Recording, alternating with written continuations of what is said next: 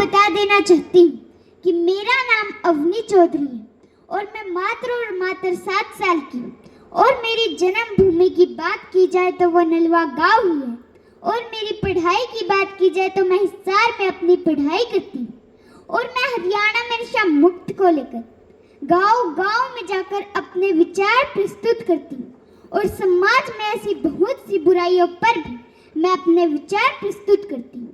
मेरा सपना है कि मैं मेरे हरियाणा को नशा मुक्त व अपराध मुक्त हरियाणा देखना चाहती हूँ।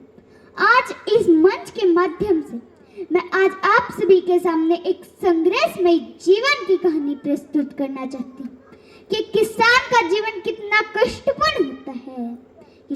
किसान का जीवन कितना कष्टपूर्ण। मुफ्त की कोई चीज बाजार में नहीं मिलती। किसानों के मरने की सुरक्षा अखबार में नहीं छपती, अखबार में नहीं छपती। ताकत अपनी आवाज में नहीं, अपने विचार में रखो, क्योंकि जो फसल होती है वो बारिश से होती है, बाढ़ से नहीं, बाढ़ से। उम्मीदों से बीज वो बोता, मिट्टी से फसल उगाता है, पेट वो हम सब का भरता, अन्नदाता कहलाता है।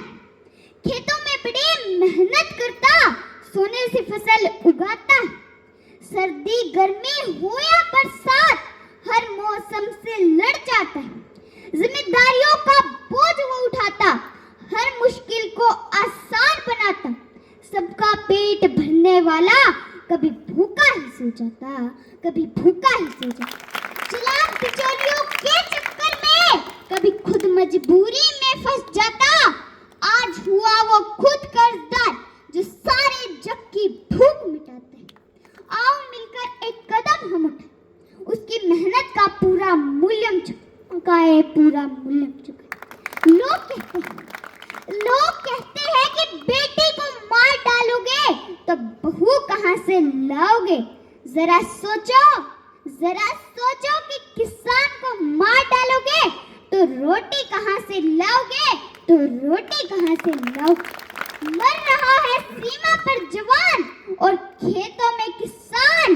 कैसे कह दूं मैं इस दुखी मन से कि मेरा भारत महान, कि मेरा भारत महान। चीर के जमीन को मैं उम्मीद में बोता हूँ। मैं किसान हूँ, मैं चैन से कहाँ सोता हूँ। मत मारो मुझे इन आंसुओं के गोलों और मीठी मीठी बोलियों से। मैं गरीब किसान हूँ, मेरा कसूर सिर्फ इतना है कि मैं एक किसान। जाति धर्म का सौदा करने वाले इंसान की कीमत क्या जाने। जो फसल की कीमत दे न सके वो किसान की कीमत क्या जाने, वो किसान की कीमत क्या जाने। कच्चे घर और कच्ची सड़कें फिर भी बारिश की दुआएं करता है। आखिर इस सरकार का पेट ही तो किसान ही तो भरता है। फिर क्या उनके हक को उनसे छीना जा रहा है। समझ जाओगे तुम किसान का दर्द। एक बार खेतों में हल चला कर किसी जमीन के टुकड़े में बीज बो कर तो देखो, कहाँ ले जाओगे तुम या किसान के हक का दाना। आखिर एक दिन इस दुनिया को छोड़ के तुम्हें भी तो है जाना, तुम्हें भी तो है जाना। एक ईमानदार किसान को मैंने ड्रेस में देखा है, मेहनत करने के बाद भी भूख से लड़ते देखा है, भूख से लड़ते देखा।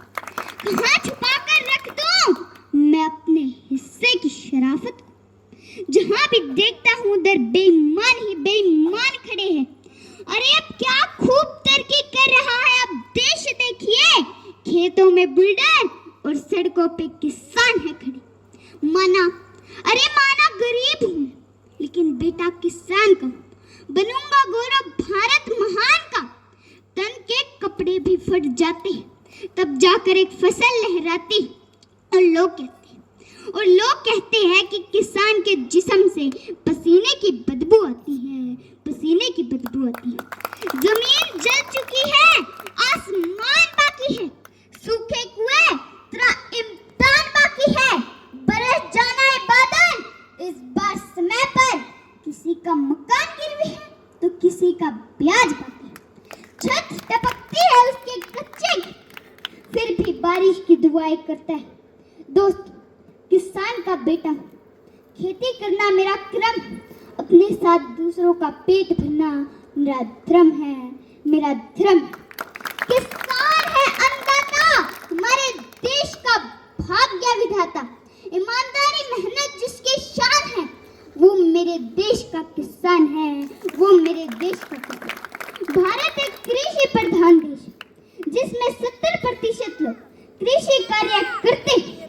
हमारे देश के किसान नेता चौधरी चरण सिंह कहा करते थे कि किसान की दिशा सुधरेगी तभी ये देश सुधरेगा।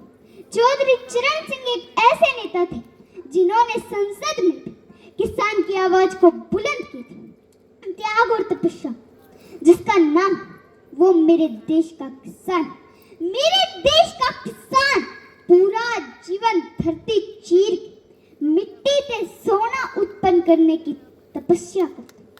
तपती धूप हो, कड़कड़ाती ठंड, लेकिन वो मेहनत करता ही रहता है, लेकिन वो मेहनत करता ही रहता है। आज हमारे देश 70% आबादी गांव में रहती है, जिनका मुख्य व्यवसाय कृषि।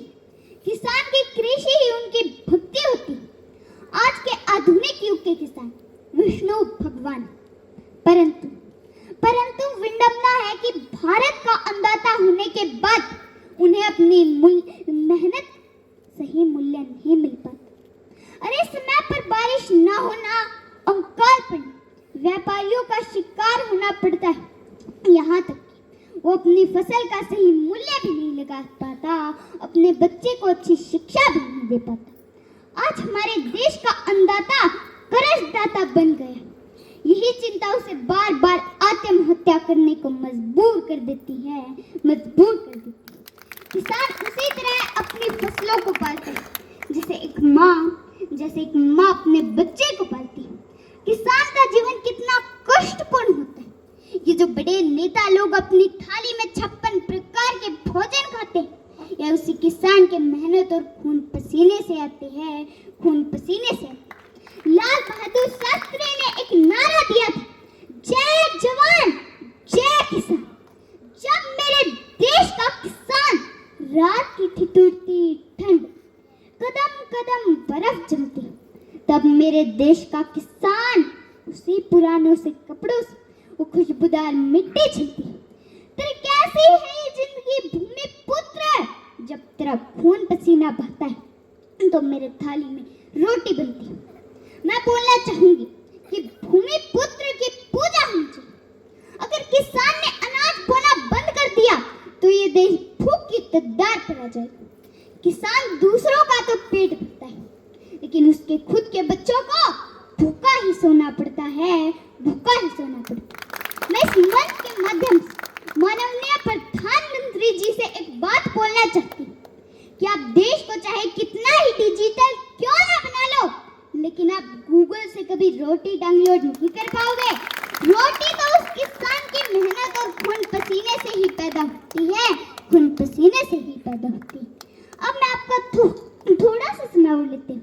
अपनी पंक्तियों को विराम देने से पहले यहाँ आई हुई मेरी मातृशक्ति से, मेरे युवा साथियों से एक बात बोलना चाहती हूँ कि आप कोई भी ऐसा काम मत करो जिससे आपके माँ बाप को समाज में सर झुका कर चलना पड़े। और मैं यहाँ आए हुए सभी माता पिता बुजुर्गों से भी एक बात बोलना चाहती हूँ कि जो आप धन संपत्ति इकट्ठी करते हो, किसके लिए? अपनी औलाद को। देना है तो अपनी औलाद को अच्छे संस्कार दो, देना है तो अपनी औलाद को अच्छी शिक्षा दो। एक कामयाब औलाद अपने भाग्य में लिखा हुआ, अपनी तकदीर में लिखा हुआ अपने आप का मालिक।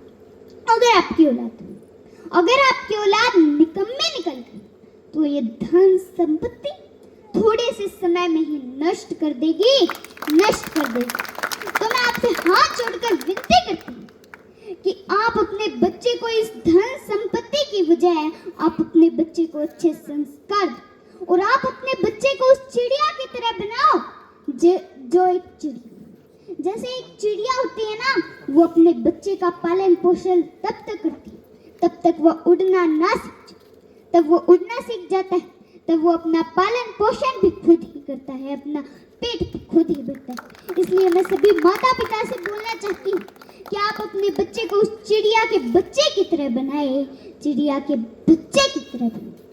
और अब मैं आपका थोड़ा सा समय और लेते हुए थोड़ा सा समय और लेते हुए एक सॉन्ग प्रस्तुत करना चाहती हूँ।